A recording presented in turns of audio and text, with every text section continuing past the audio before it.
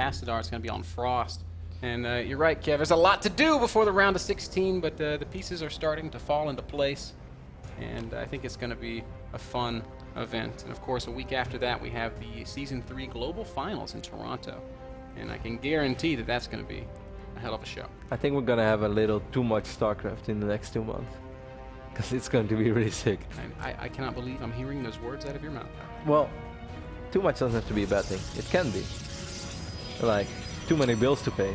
Sucks. It is literally going to be 5 days in a row. Get on a plane, 5 days in a row. Get off a plane, Challenger League. Or, no, I think we're finished Challenger League this week as well. Or close to, no, wait, the group stage, of course. We're still playing the bracket right now. Oh, there's so much StarCraft to come still from North America. There's a lot of Challenger left. And of course, right around the corner after Toronto is BlizzCon. Which is going to be huge. I'm pretty stoked for BlizzCon as well. What we can safely say is after BlizzCon, there's not going to be a lot of StarCraft for a little while. No, but I mean, then there is Home Story Cup. There will be Fragbite Masters as well. There's going to be the tournament that we will attend in Louisiana, which is cool for the North American scene, a local tournament with $5,000 prize pool. Red Bull in New York is still coming up at the end of November. Well, open mouth, insert foot. There's it's just never stops. Mid-December is when I think we'll all have 2 weeks off for 2 weeks off, and then it's time to start again in January. Tassdar is going to switch things up. He's going to open up with a Forge Fest, spend this game, and he's going to scout. Perhaps hoping that Goswser try to bust out a hatch first, but Goswser is not a Protoss or not a Zerg who likes to go a whole lot of hatch first, whether it's ZVZ or PVZ. But this doesn't stop Tassdar from being annoying. You know, in the old days, I used to cannon rush just like this. Just randomly put my Python here, and then start building a lot of cannons. I remember. I've sat next to you and watched you do this many times, and I think every time I would shake my head. Like, you are... Like, it was not about walling off the ramp, it was not about hiding the... It was about delaying the natural. Yeah. But I was really good at it. You get one cannon up, he was like, hey, it's pretty good. And then you get Baneling busted and you'd be really mad. I think I saw Nurchio kill you with a Baneling bust one time like that. But I also beat Nurchio once and Shakuras with it. And that was 2 days before the European Blizzard Invitational in 2011. Then he said, maybe you should play instead of me. I was like, damn right, Nurchie. Was that the one in Poland? Yeah. Oh, man. That was Nurchio's first offline. That was our first cast together. And the first time we actually got to witness Nurchio's magic offline. Didn't do very well that tournament, but he did beat Wydra. I remember that. Finished 5th, 6th. Tarson, the Polish Terran, had a pretty good run. Yeah, he finished 4th place. And Naniwa, Torzin, and Red were top 3. Yost winning? Yeah, man. Red was on fire that weekend. Yeah, it was a great tournament. He did some cool stuff. Zergling drops against, I guess, Naniwa. It would have been. Yeah, there was this funny game on Whirlwind as well. And Nani was not real happy about that. I remember Naniwa just saying like, yeah, if I would just play all my games like Whirlwind, I'd always win. I was like, Naniwa, that was the sickest comeback ever. There was no way that was legit from the start. He's like, oh yes, it was. And then he had the biggest smile on his face. The good old days in Europe. You can see these 4 links still trying to sneak in. Goswser tries to slide past. He's going to get a probe, but he's going to lose 3 lings in the process. I think it's probably worth it. Those lings aren't going to do much more than this. The problem that Goswser is facing is that once again there's a probe out on the map, and this has bit him in the butt once today. It would happen again. We'll see. Cybercore is only now finishing up, so there's a long time to wait before Warp Gates. This Zealot might actually give away something. It's like, why are you so eager to push my little ling away? If you actually want to tag up, if you're opening up with a Stargate, is it really that important for you that you usher my ling away? Can I not see what's going on with just having an NX score? He's gonna see what. Oh no, Goswser! No, Goswser is so important, and you didn't see the Chrono Boost on the Cybercore. I mean, it's gonna be a different timing as +1 is being reached as well, but there goes the second Chrono Boost already. He makes 6 Zerglings, so his. Yeah, but he's already 3 hatching. Yeah, his Zerg spider senses are tingling, and that 3 hatch is actually gonna end up working against him a little bit here. He's at only 32 drones. That's why. Speed is a little later as well, 6 minutes 20 seconds.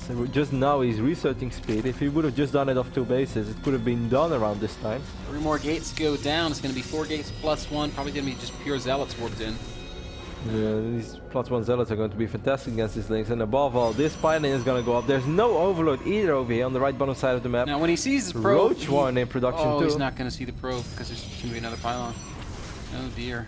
I do think that he knows what is going on because, I mean, Tassdar is so active on the map with his Zerglings, or I mean, with his Zealot, with his Stalker. He doesn't know. Oh, you might be able to scout it right now with these links. I think they are clicked very, very near this pylon. Oh, they stopped. They stopped on the low ground. He doesn't see anything. I'm worried for Goswser. Goswser, the player, was so extremely close to making it to the WCS Premier League round of 16, even this season, and now he's missing all the units again, wow, Ben. Man, this is just terrible. He was gambling a bit against Maxhead. I feel he's playing more safe right now, but he's just not seeing the things that he needs to see. He's still making 7 roaches, though. 9 roaches now. He knows that something's coming. He just doesn't know where it is or where it's coming from, and these Zealots are going to reveal themselves now. And this is where most of the roaches are hatching, so he might be able to save this base. We'll Those see. 11 roaches were genius. I'm not sure why he made them or what triggered the reaction for him to make them, but it was the correct call. Speed's also going to finish up just in time, and while these Zealots do have +1, there's just not enough of them, and he's going to shut this down. Nicely done, Mike. So he figured it out. He put it together, and he has successfully denied this aggression.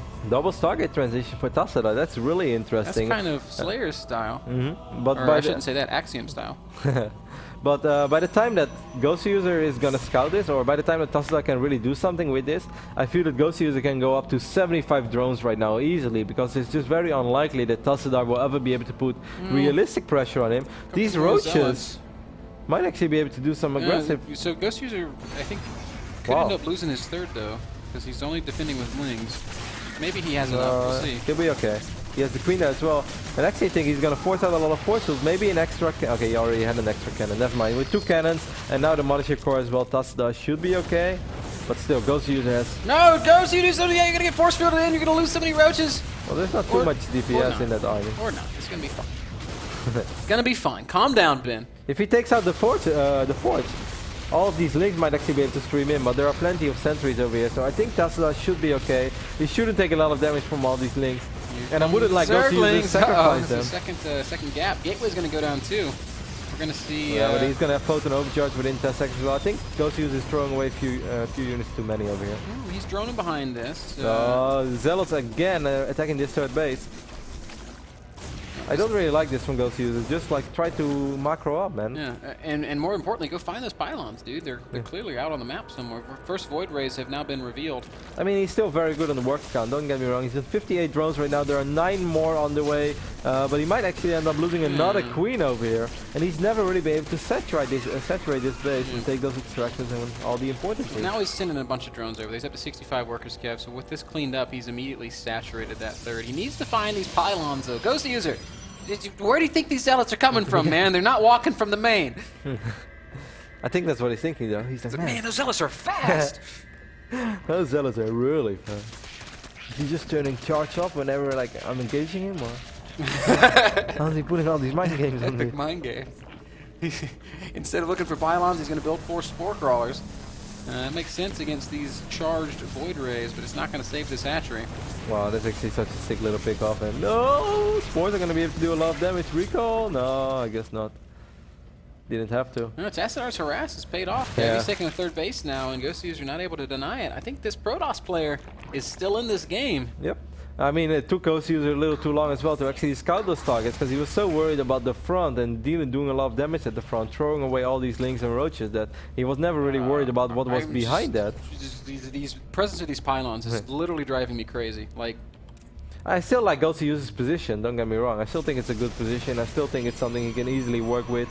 These links are going to be annoying to deal with. They'll actually cancel this Nexus, I think, which is a huge boon. Goswser. Well, will they? Here comes the Zealots. And he's not clicked on the Nexus, so they're going to get cleaned up. Maybe he could have had he focused it. I think if he would have gone all out right from the bat, he might have been able to do something, but since he started going for the Zealots and later on the Pylons, etc., he's not going to be able to get that Nexus. Hydra speed is almost ready. I still like Hydra Ling a lot. 5 Void Rays and walk into the main base. They might be able to pick off the layer.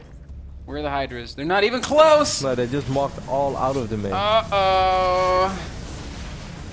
There are a couple of Hydra spores are coming as well. I think he actually will be okay. I think Tassdar's going to have to recall. So that's exactly what he did. Crisis averted. There is a robotics bay already on the map. I didn't expect that. I knew there was a robotics facility, but somewhere in between he squeezed in the robo bay as well. So now I actually think that Tassdar should be able to keep that turret base alive. If he just gets a single Colossus, that's all he needs to just make sure that those Hydras melt the way they are supposed to at a Protoss barbecue party. That's funny. A lot of players having a barbecue. Well, I love me some Hydra barbecue. I would eat Hydra meat any day of the week. Put some sweet and sour sauce on it and I'll be good. WCS is going to make an attempt on this third, but he doesn't have enough. Yeah, good force fields, really good force fields by Tassdar. The Void Ray is cleaning up most of it as well. He didn't even need that first Colossus. Pylon spotted, finally. The force field alone was enough. Wow, Mike. You were in the best position ever after killing all those zealots early on with all those roaches, and I think he slightly overdid it. I'm not sure why he was so eager on trying to counter heavy with all those roaches and links. Like, it looked kind of scary, but that second cannon made it easy for Tassdar. And after that, you know, he just refused to take out that pylon. He took so much damage on his hatchery and eventually even lost it to those Void Rays. Goswser's going to need a fourth base and he's going to need a hive, I think. Goswser really allowed Tassdar back into this game, and Tassdar like jumped on that opportunity as good as he could have, and he's just like, cool, I have a chance again. Cool, I'm ahead. Cool, I'm actually going to win this game right now? Because that's the way that it looks like, Ben. This looks like a terrifying army, dude. 140 supply of Void Ray Colossus with some gateway support. All Goswser has is Zergling Hydra. He's making 7 Infestors. They're going to be good against the Void Rays, theoretically. But I don't know what he's going to do against the Colossi.